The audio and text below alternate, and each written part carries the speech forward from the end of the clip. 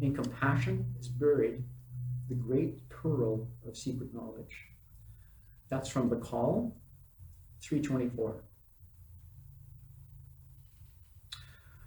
In terms of compassion, we normally think of listening. Listening is a very important aspect of compassion. And if you listen to people, you'll realize that there are a lot of things that you can learn. Most people, I find, are talkers and less listeners. I myself am more listener than talker. You empathize with each other, right? It's not sympathy, it's empathy. You take the pity out of it. You volunteer for a greater purpose. You demonstrate acceptance. You practice acts of kindness with no reward.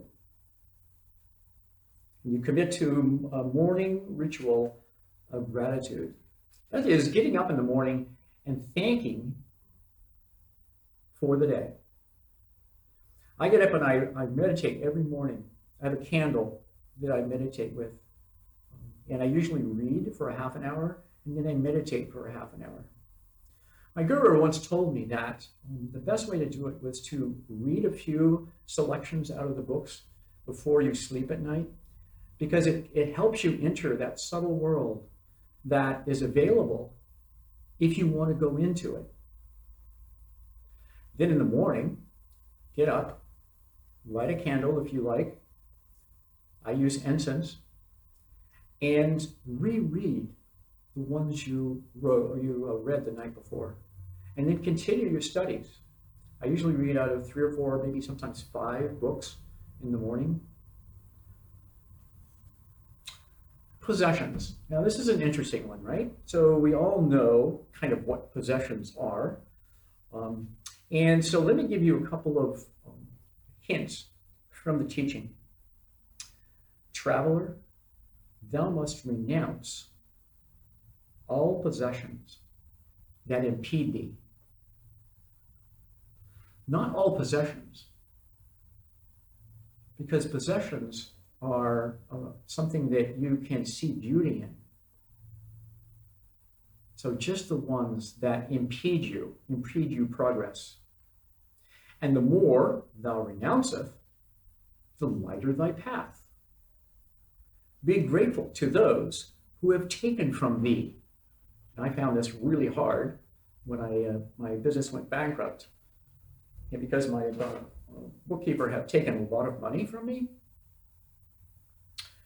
And it was interesting because it was like a gut feeling. I needed to not have that happen, but you know what? It led me to the rest of my life. And each time you think something happens and you can't really figure out what it is, why it happened, it's usually for a better purpose. Interesting, huh? I found so much joy in teaching. So I was able to teach. She helped me get a job teaching for the next 20 years. They will help. They took care of thee. Thus, he who goes lightly easily attains the heights, and thou will learn how to reach the summit. Therefore, be grateful to the ingrates. I said, I send unto thee bliss. That was from Leaves from War's Garden, number 1, paragraph 330. Only by acknowledging the vanity of earthly possessions are we able to receive our heritage of everlasting wealth. Think about that. If we can release the vanity of earthly possessions, we receive everlasting wealth. That's from Super Mundane, paragraph 45. The teaching tells us that the true significance of objects should be understood. While not being enslaved by them, one has to learn to love everything, and at the same time, be ready to leave everything for new achievements. Love for beautiful things without a sense of possessiveness is one of the purest and most uplifting of feelings. Without love, nothing can be created and improved. Thus, let people learn to love without the sense of possessiveness. Let them admire beautiful creations without the conventional concept of ownership. That was from Letters of Helena Roerich, number 2, page 234. Helena wrote a lot of letters, and her letters now are encased in 2 volumes, I think probably about 500 pages each. And they're probably, I started our group, had an Agni Yoga group in San Luis Obispo, and our group got together every Thursday, and for an hour and a half, we would read out of Helena Roerich's letters, and then we'd talk about what we read. And there's so much. This is the 3rd time of reading them. My guru said, if you read something once and don't get enough out of it, read it again, and again, and again. Every time you read it, you get something new. It's really amazing.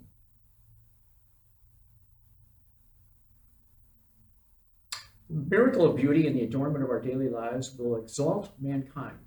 Beauty, raise your light, illumine the beauties of my temple, God's temple. Teach the joy of beauty. Teach the happiness of wisdom. Teach the bliss of love. Teach the glory of unity with God. That was from Lisa Warrior Garden, number 145. Love, podvig. Podvig is a Russian term that means achievement, labor, and creativity. These summits of ascent maintain the upward momentum regardless of the order in which they develop. And what a multitude of attendant concepts they encompass. What is love without sacrifice? Achievement without courage? Work without patience? Or creativity without self-perfection? And over this entire host of beneficial values rules the heart. That was from part 75. Remember, art is the one vital medium of the coming culture. Through beauty will you approach, understand, and remember. I have entrusted you to pronounce beauty. I bid you pronounce beauty. You, my daughter, said love. You, my son, said action. You, both, said beauty. If you desire the gates to be open to you, use my sign. I said beauty in combat and victory. I said beauty, and failure was covered by beauty. Mountains blossomed with beauty, and you must give entrance to the flowers of beauty. Let the children approach. Bow before him who brought the beauty of the great universe. Understand there are no possessions or decisions, nor pride, nor pittance. There is only one thing, beauty. And to you I say, guard, expound, and affirm this beauty. Therein lies your way. With beauty shall I meet those who will come to me, and they are already on their way. So it's beautiful prose, and when you think about it, in terms of meeting with God, think in terms of talking with God, and this is what you're getting back from him. Karma is an interesting subject, and if you want me to, I can come back another time and talk about more specific things in Agni Yoga. Karma is so important. The understanding is so important. Karma is of great importance, but of greater gravity is the choice. Karma is but the circumstance of choice. Think about that.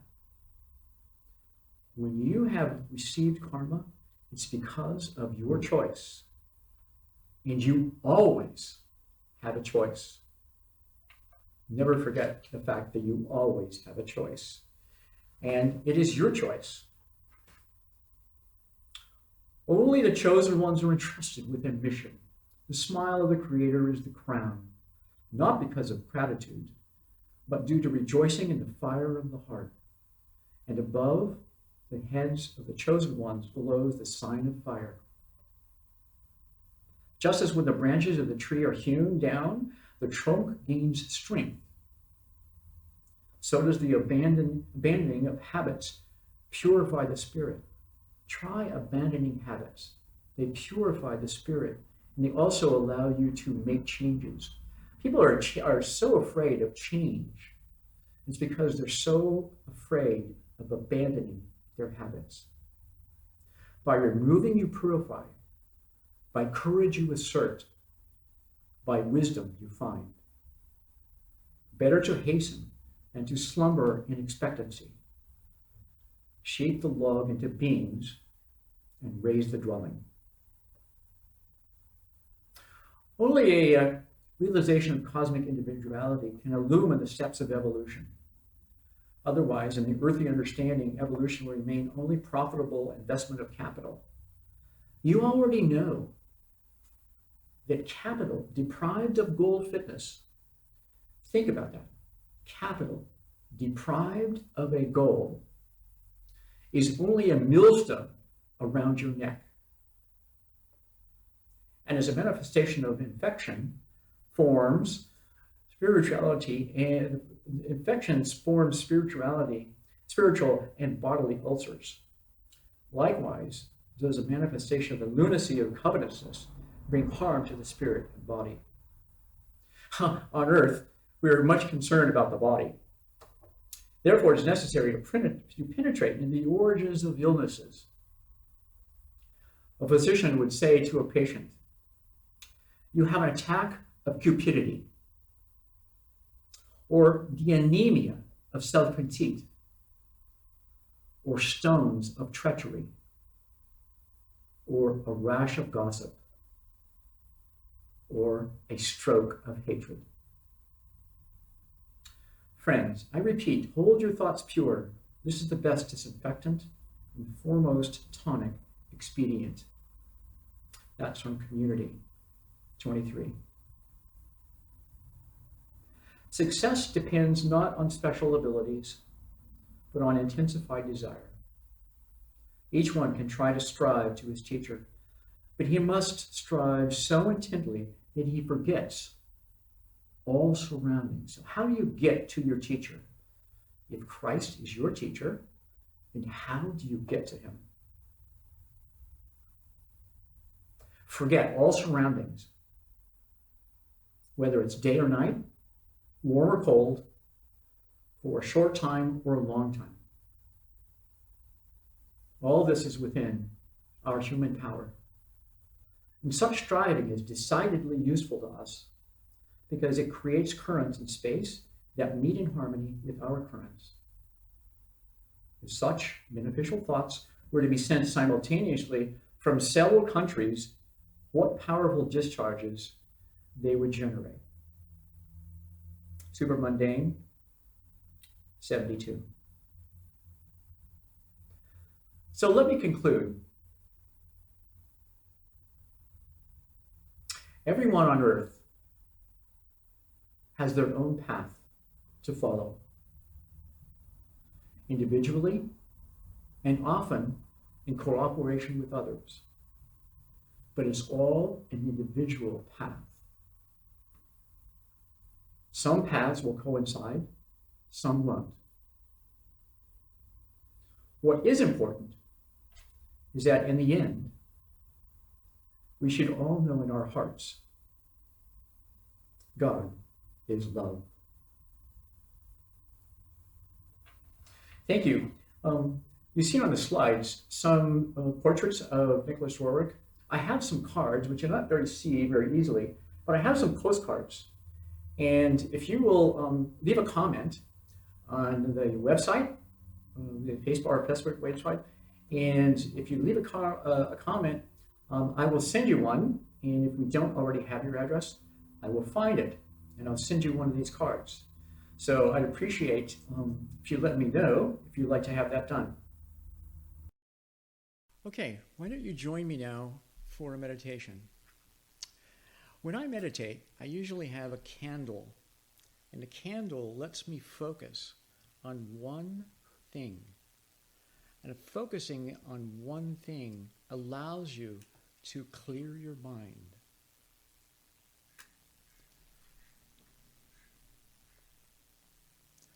We join together with our hearts. We link together with our minds.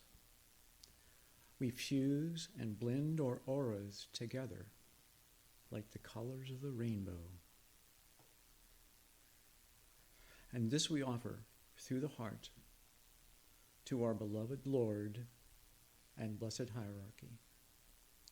We ask for truth, for discrimination, and for God consciousness. We seek to serve and not take. May we be a light for those who want to go to the other side. May all directions be our friend, and may we see all with the eyes of a friend.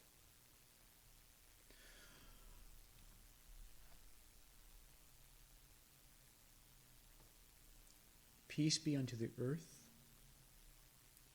peace be unto the hills, the valleys, the mountains, the streams. Peace be unto all things in the air. Peace be unto all things in the sea. Peace be unto all the other planets. Peace be unto our outer spaces. Peace be unto the entire solar systems. Peace be unto the leaders of all countries. Peace be unto the United Nations. Peace be unto man. Peace be unto God. And peace be unto peace. Thank you, Duane, for those inspiring thoughts and moving meditation. Here is a great big virtual hug for you. Now please join me, everyone, in saying the Lord's Prayer. Our Father, who is in heaven, hallowed be your name. Your kingdom come, your will be done, on earth as it is in heaven. Give us this day our daily bread, and forgive us our debts, as we also have forgiven our debtors. Leave us not in temptation, but deliver us from error. For yours is the kingdom and the power and the glory forever and ever. Amen. Thank you so much in advance for sharing your tithes, gifts, and offerings with us this week. Take a moment, if you will, and hold the thought of your gift in mind and heart, and then join me in blessing our gifts together. Divine love through me blesses and multiplies all that I am, all that I have, all that I give, all that I receive, and I give in love. Amen. You may send your gift by mail or go to our website, www.unityintheolympics.org, and click on the yellow donate button to give by credit card or PayPal. So it's now time for our closing circle. So use your imagination and join us in our closing circle. We gather here holding hands. Come on around, there you go. Holding hands and standing close, because we are safe in this powerful, sacred space of divine mind. Hold in your mind and your heart the loving thought of a friend or a loved one. See them in the presence and feel them. Behold them as whole, perfect, and complete. As we bless each one with James Dillett Freeman's prayer for protection. The light of God surrounds me. The love of God enfolds me. The power of God protects me. The presence of God watches over me. The health of God flows through me. Wherever we are, God is, and all is well.